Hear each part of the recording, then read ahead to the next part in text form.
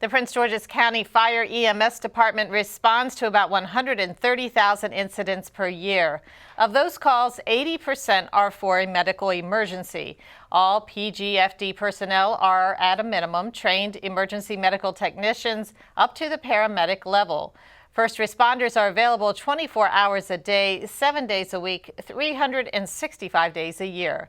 CTV News recently had the opportunity to ride along with a medic unit to see what it's like to be a first responder. Rochelle Metzger reports. The firefighter paramedics here at the Kentland Volunteer Fire Station Company 46 are on call 24/7. They were nice enough to let us shadow them for a day to see what it's like when the heat is on. When there's an emergency, they answer the call. At Kentland Company 46, things can go from calm to crisis mode in seconds. You could be relaxing at one point, and then all of a sudden, bam, the bells go off and your adrenaline rushing. The fire EMS station is staffed with 7 firefighters per shift, EMTs and paramedics. Crews work 24 hours starting at 7 a.m. Everyone has a job to do and a role to play, especially the newbies. Me and the other rookies, we all do the dishes and clean up the housework, wash fire trucks. It's pretty much the grunt work. Mornings consist of stocking, cleaning, and testing equipment. During downtime, some study and do drills. Others play cards or watch TV. Late night, they squeeze in some Z's. Wilcox says some nights are more restful than others. University Boulevard. Calls come in at all hours. You wake up and you're like, oh, what is that for? Is that for me? And you find out it is. You're like, oh, I got to get up now. Does it ever get easier? Yeah, it definitely does. You get used to not sleeping some nights, and other nights we get a whole night of sleep. And it never stops, as we quickly learned when calls interrupted our interviews. And then actually I have to go. Not once, but twice. I'm on the other end. I gotta go. In the first 6 months of 2012, crews at the Largo Kettering station have responded to thousands of calls for service, averaging 8 to 10 calls a day, sometimes as many as 12 to 15. When someone dials 911, a dispatcher evaluates the call and radios for emergency medical technicians. The sirens blare, the printer spits out a call sheet with details, and in minutes, an ambulance or basic life support vehicle is on the road. If the case is potentially life-threatening, paramedics and an advanced life support unit will also respond.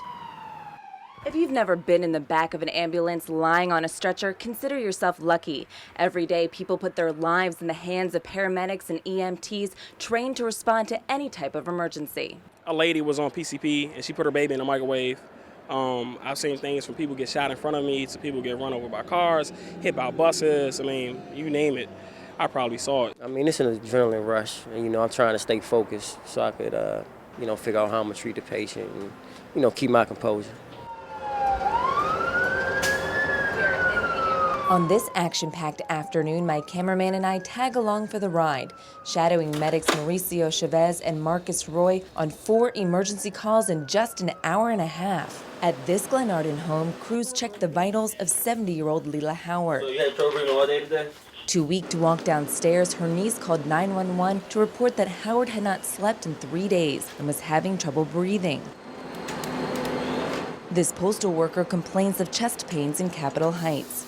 Both are transported to local hospitals for treatment.